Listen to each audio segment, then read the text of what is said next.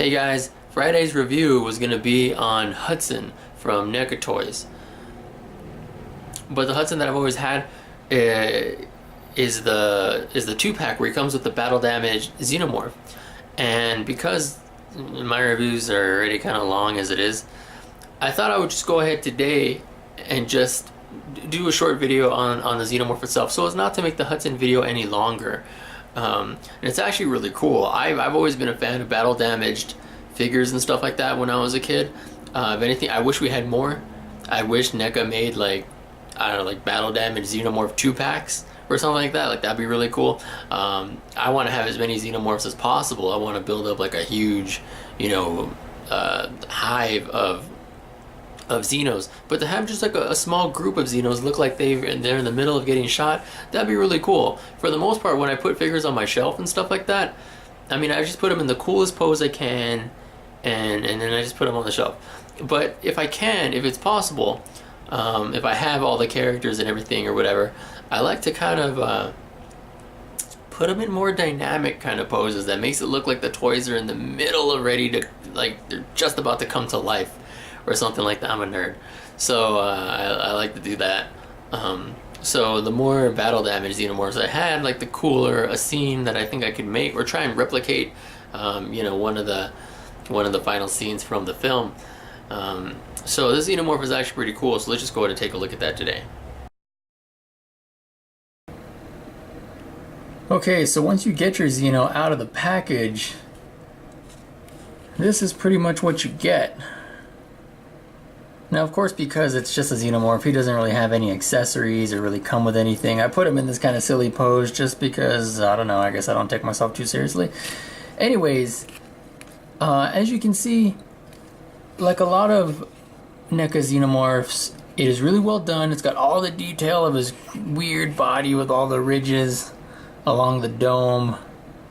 Let you know this is a warrior, not a drone. Of course, he's got the little mouth inside of his regular mouth. Is there a name for the second little mouth? Anyways, but yeah, so he's got the little mini mouth, and that is, of course, extendable or retractable. And the real draw to this figure is the battle damage here.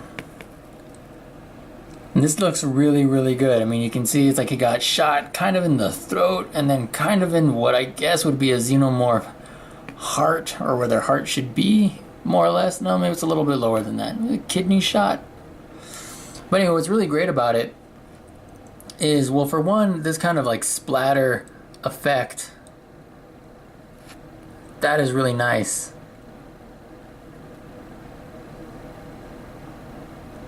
And then also the color, it's got this really great green with this kind of like ugly brown, kind of pukey, like wash to it or something.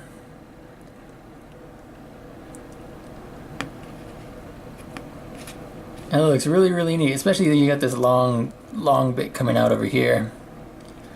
So that's great. I mean, everything else, of course, just like standard Xenomorph affair. All these little, I don't know, this skin of the Xenomorph that is kind of like some sort of dominatrix sex gear, and then the weird little back snorkels, whatever the hell they are. Oh, I guess maybe you could consider, I don't know if you consider this accessory, but this little piece right here, this little back piece, you have to pop that in, so that actually comes out. But I don't know if I'd really consider that to be an accessory. But yeah, that is a separate piece, though, just to be mindful for that. You don't want to, lose it. But yeah, really, really nice.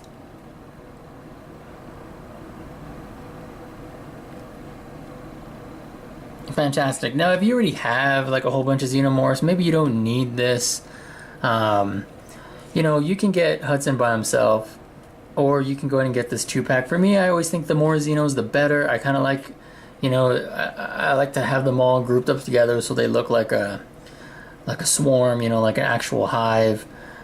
So for me, I'll always just choose, I wish NECA would just release like Xeno packs or something like that, so you could just like, buy a bunch It's kind of like Stormtroopers. Like, you can get one and then you'd be like, yeah, well, I got the one they released. But in that instance, don't you kind of want like a couple of Stormtroopers? So in this instance, don't you kind of want a couple of Xenomorphs? So it's cool for them having battle damage. I have always liked figures that had battle damage. You know, like when I was a kid, they had or I think they called it battle ravaged Wolverine. But it looks so cool, this costume all like torn up. And I had one for Spider-Man as well, and some other characters. Even in video games, like in fighting games like Mortal Kombat X, which actually has the Xenomorph as a DLC character in that game, as well as the Predator, so you can have Predator-Xeno battles. Well, like in that game, you know, as you get beat up, like you can see the damage on your character. And I just think that kind of stuff is really cool. So I've always been enamored by battle damaged figures. I think that's really, really cool. So of course I love this. Okay, well now as much as I'd like to leave him in this "Why, alien Jesus, have you forsaken me" pose, let's just go ahead and look at his articulation. We'll start from the top down. So you can rotate his head, but I mean it almost doesn't matter because it always just keeps coming forward. It doesn't really rotate. He can't really look down and he can't really look up. You can remove this piece in the back so you can kind of get him to look a little bit more up. But to me, it just looks even weirder. So I would just leave this in. It's just one of those NECA joints, you know, that's like it's on the figure, but I mean it doesn't really do anything. Whatever. He's gonna be looking straight ahead, like all the time. Then of course you got the little secondary mouth bit, and that can go in. Shove it in, and then you know you can just pull it out. Getting it out is kind of hard if you don't have maybe like a pair of tweezers. Well, it's in there now. So. Yeah, I always get a knife and just kind of like pull it out because it's really hard to get in there. So, yeah, but that obviously that comes in and out, and the jaw kind of opens and closes, but there we go. You can get that really mean alien. It kind of wants to open a little bit. Maybe if you push the second mouth way, way, way back in there, like, come on, dude, just get him to deep throat his own mouth. There we go. Now you can get like that really mean grimace. So then for the shoulders, it's a ball joint, so you can bring his arms forward and out, but the blood splatter, it does kind of get in the way. While it's really bendy right around here, it's really stiff up here, so it's really hard to get his arm to come up any further than that. It really shouldn't be a big deal. You know, I mean, I think you can work with it. But yeah, so he can bring his arms out and up pretty good. Then he's got a double joint at the elbow. It's like only the Xenomorphs get these double joints. There we go. It rotates as well. And you get a nice hinge at the wrist. And that rotates as well. Really nice hinges, not like the regular human wrist hinges, which, I don't know, may as well not even exist.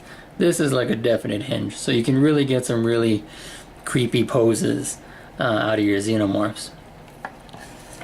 Then he's got this waist rotation, but it's also like a diaphragm joint, like your standard diaphragm joint where you can rock it around.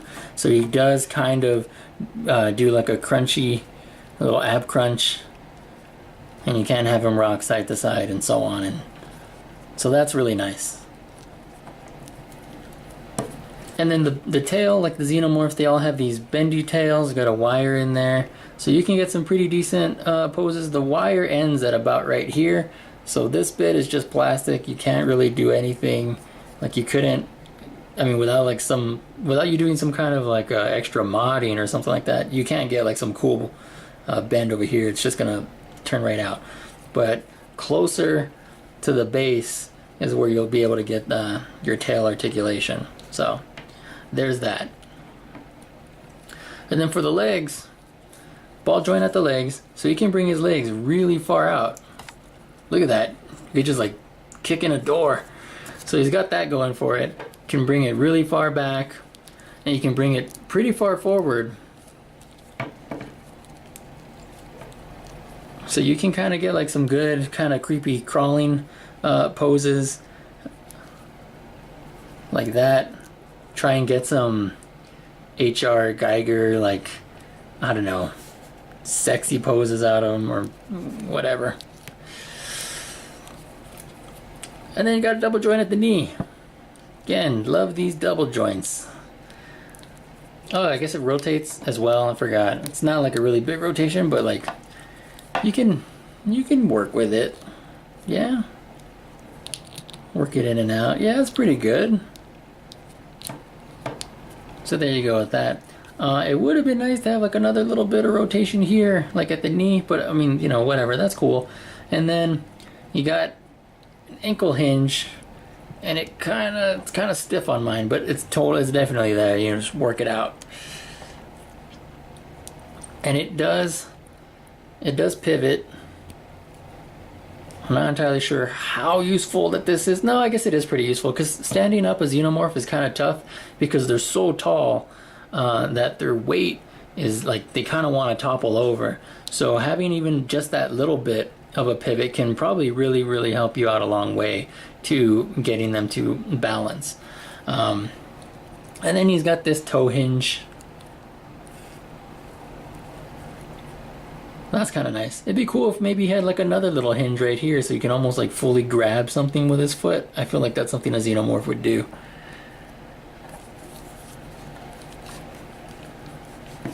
Anyways, so yeah, really good articulation I think with the Xenomorphs.